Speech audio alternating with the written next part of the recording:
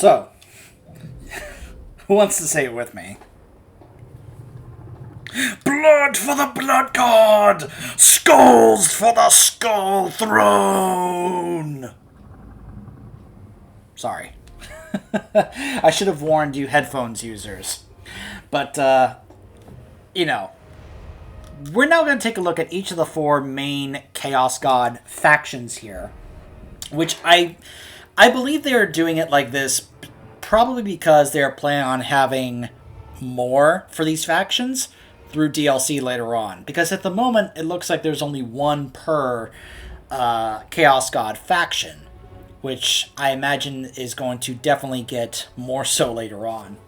Which I'm sure for some people it's like, oh man, really, just 1 per? But, you know, when a game comes out, they probably just want you to use 1 to try and learn the faction before you start messing around with other lords later on. So anyways, this is the one that I have probably heard talked about and referenced more than any other. Because how often have you guys heard the term blood for the blood god or skulls for the skull throne? Like, I don't know of any others for the other 3, but boy have I heard that a lot for Khorne. So Khorne might be like the most well-known. That's just my guess. It's my impression.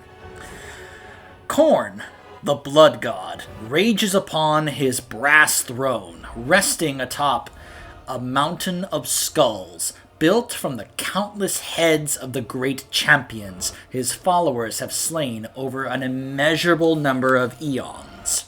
He cares not from where blood flows, so long as it is done in his name.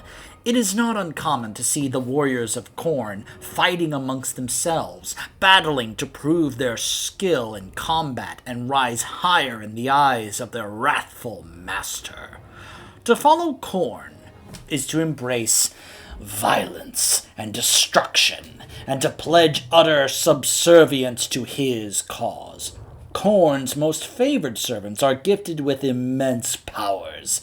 Some may even ascend to demonhood, and it is these chosen few who are tasked with bringing his wrath down upon the world. Blood for the blood god! Skulls. Fight battles, raise settlements, and claim skull piles to gather tribute to the skull throne. Drawn to destruction, your settlements will spread automatically into the ruins you leave in your wake, or you can spend skulls to occupy them immediately. Bloodletting. Your armies are strengthened by every battle and can even summon temporary reinforcements by raising settlements. Skulls for the skull throne. So, like I said, there's only 1 lord available here at launch, and that is Skarbrand the Exiled. By the way, remember what I said about the Legion of Chaos? Look at this. This is all that's here for just the Khorne forces. That was the point I was trying to make about the Legions of Chaos having access to all 4, whereas each of the 4 different ones specifically have a kind of a limited number of guys here. So, yeah.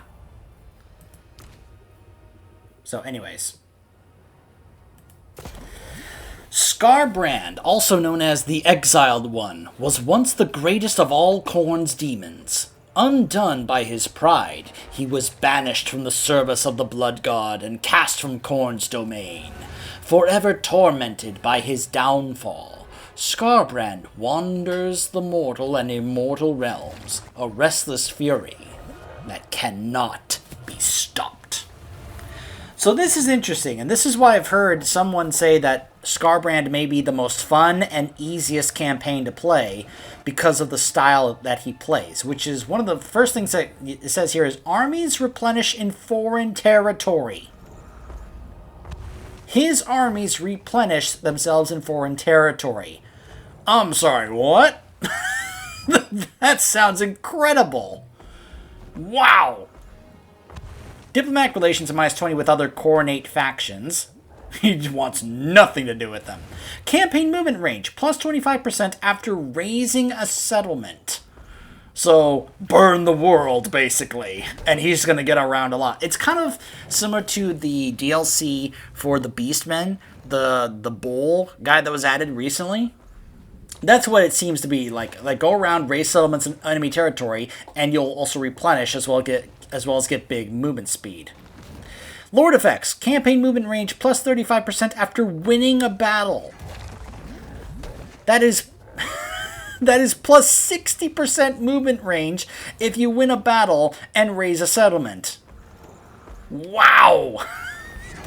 And recruitment cost is minus 35% when an enemy or raised territory. So it's cheaper to recruit your units in enemy or raised territory. This guy is all about, go out and attack and you'll be stronger for it. Yeah. Yeah, this is why I've heard that this campaign is actually really fun to play. And actually pretty easy to play as well compared to others. But obviously that's that's one person's opinion. I'm sure someone will have a different opinion, but let's get an idea as to why the advisor would think, let's have Skarbrand do this. No subtlety has Khorne. He yearns only for battle, slaughter in his desire, blood to sate an unquenchable thirst, and skulls to pile about his throne. Skarbrand was the most worthy of Khorne's bloodthirsters, the greatest of all the blood god's reapers. But that was before his exile, cast from Khorne's presence, and now he finds himself on the wrong side of the maelstrom in the aftermath of Ursun's roar. But there is a way for the greater demon to find favor with his master once again. Guided by the tome, I travel across the chaos wastes, through jagged mountains and lava rivers, to Skarbrand's lair, Infernus.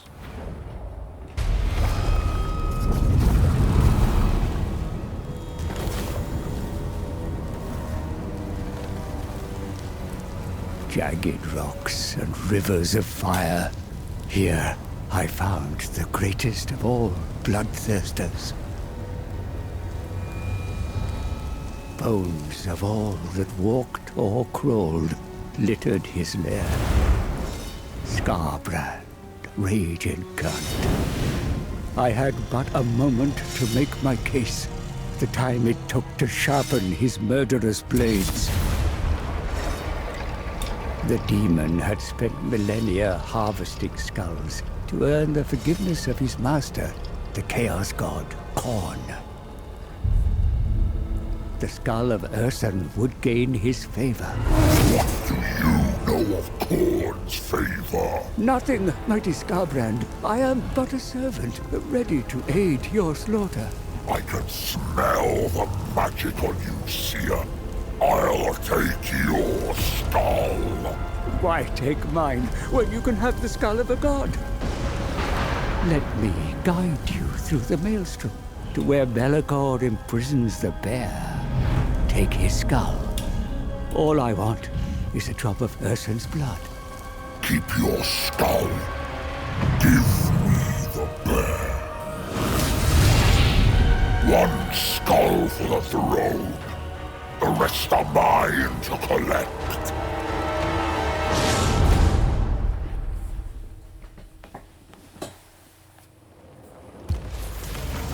Our goal is to take the head of the god bear. A worthy trophy for the Skull Throne. Find me skulls, little man. Or yours is next. At once, mighty Reaper. The whole region is awash with heads that will easily be parted from their necks. Here is your first prey, a mortal army wishing to catch the gaze of the blood god. Instead, they draw your attention. Slaughter the mortal insects that infest this region, and claim Bloodfire Falls as your own.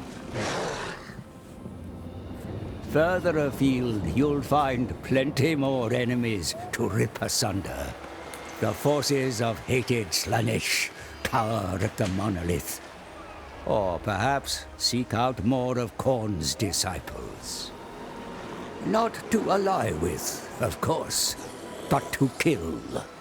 For your father cares not from where the blood flows. In the south, you may encounter greenskins. Then there are the Norse, mortals who will worship you if you let them, or introduce them to your twin axes. If you continue your trail of destruction south, then even richer lands shall be in reach. The fragile souls of Kislev and the Empire will fuel your rise to ultimate power. Only the spineless occupy such settlements.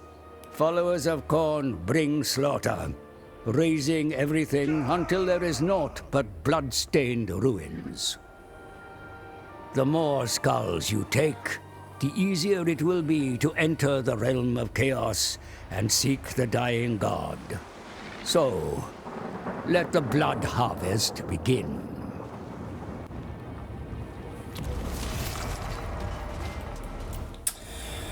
The servants of Khorne will automatically wage war on any non-chaos factions they encounter. Khornate factions collect skulls in battle from chaos cults, from raising settlements, and from skull piles to appease the blood god. Skulls are required to capture settlements and research technologies. The armies of Khornate factions accumulate bonuses as they win multiple consecutive battles. The forces of Khorne are incentivized to raise settlements as they conquer. Demonic armies may be summoned when a settlement is raised, and control of a ruined settlement will fall in time to any Khorne faction that partially controls the province it's in. Khornate factions participate in the Great Game, vying with other followers of Chaos to spread the most corruption over the mortal realms.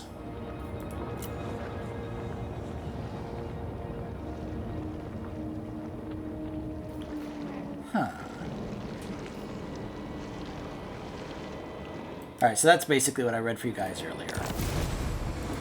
So, I forgot to mention when we looked at the Legions of Chaos, the Prince Yuri, that there were mechanics that are involved with each of the four Chaos factions that he has access to. But I figured it'd be better to just kind of go over them when we look at each different faction here, since they usually play a role, which is this thing right here.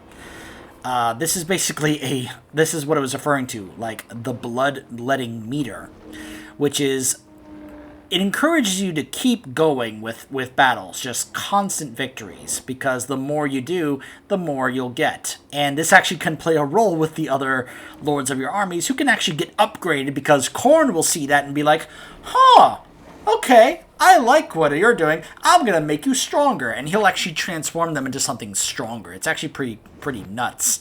But you can see, like, if you do nothing, you're going to get less growth and less melee attack. But if you keep going, you'll get things such as less upkeep, more growth, more casualty replenishment, more corruption, and less turns for global recruitment.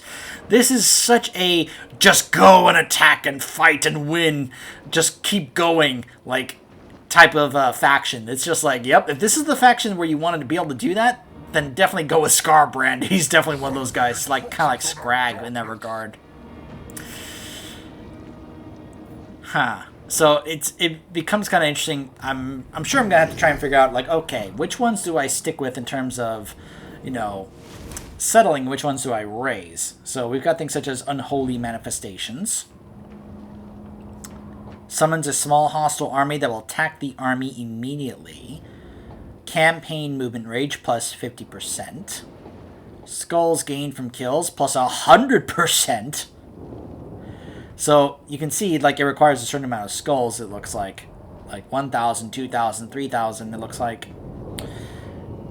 And local settlement will be raised upon completion. And campaign movement range disabled during completion time. And then upon completion, 10,000 skulls. You can see up here we have 5,000 skulls to start off with. Okay. And then we have the Skull Throne. 2,000 skulls. Cooldown upon activation, 10 turns. Send a tribute of skulls to the Blood God, empowering your armies and allowing them to plunge deep into enemy territory. Plus 20% after raising settlement. Duration 10 turns. Income after post-suit battle plus 25%. Army ability summoned from beyond, which is summoning a unit of bloodletters, which degrades over time. So it's going to be kind of like the clan rats for the Skaven back in the second game. And Blood Host plus 2 units on creation. So you just click that and boom! Skulls for the Skull Throne! You have called upon the Blood God and he has heard your cry. Let the bloodshed commence! So for 10 turns, you'll have that buff going on. As far as technology, you can see here that it doesn't cost currency, but skulls. You want to get these buffs, which is campaign movement range, plus 10% after raising a settlement for all characters, 300 skulls. Or income after post-battle loot, income from raiding, the Bloodfeaster's banner, so if you want to get some banners there, Corn Corruption, spell resistance, upkeep, and skulls per turn, and less diplomatic relations with factions. Yeah, why would I care about diplomatic relations if I'm playing one of the forces of chaos? Forget about the diplomatic relations. More skulls! 8 is the number of the Blood God. 8 are the pillars at the heart of the brass citadel, each inscribed with Khorne's commandments. 8 are the articles that form each edict, the Blood God's laws that must be followed. Oh, there's a lot in the technology here. Okay. There's a lot of things you can get here with the technology. Okay, so you have to get at least 3 over here before you can then move on to the next one. Okay, this reminds me of the High Elves in Warhammer 2, where you had to do some research there. Actually, there was multiple factions that had that. I think the Dark Elves had it too, where you had to do a certain amount of research here, and then move on here to get other tech, 3 here. Then you had to go over here. I see. So that's how that works. Okay, that's interesting. Well, I am certainly going to be looking forward to playing this guy. He seems like a lot of fun. So that's Khorne, and the only lord that we have available at launch, Skarbrand the Exiled. And you can see the different meters here. The army unit there, and the meter here, which I'm pretty sure that's what that's reflecting. I could be wrong, but I think that's what's going on here. He also has the Horn of Khorne, plus 24 melee attack for 31 seconds. Now there are a couple of other ones here. There's this guy and this guy, but again, he doesn't really care. He doesn't care about any other, forces to ally with. It's all about just going out and killing and getting some skulls, Let's see how that looks.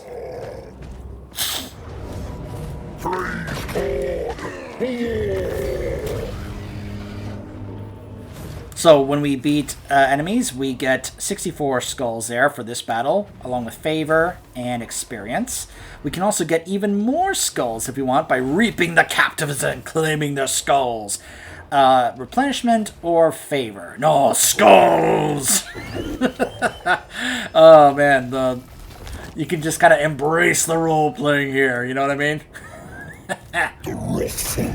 As far as his skill tree, also he has one quest weapon, which is at rank 10, which is called Slaughter and Carnage, which I guess is the name of his 2 weapons here, which gives him an ability, which is base weapon damage, up to 100%, armor-piercing weapon damage, okay, and more corruption, more income, less recruitment cost, and just more damage. Armor-piercing weapon damage plus 100. Wow! So, he doesn't get a mount. Hates Slaanesh. I love that apparently they all hate Slaanesh. It's like, screw Slaanesh, screw that guy. And of course you can get Route Marcher, just more and more campaign movement range, just where this guy can just go gigantic lengths of the map. Ah! Wow. Oh, this guy must have gotten awarded over here, so. Great for training, I guess. So yeah, Skarbrand seems like a lot of fun. Just go out and attack. It just seems kind of nuts. Again, And he's in enemy territory, and his units are replenishing. Blood awaits, Look at that. I swear. Just to reiterate, goes back in here, and they're replenishing, but he can still replenish here. So he can just keep replenishing his army. Even when he's like deep in enemy territory, it's like, yep, I'm getting more health back. Just keep on going, man.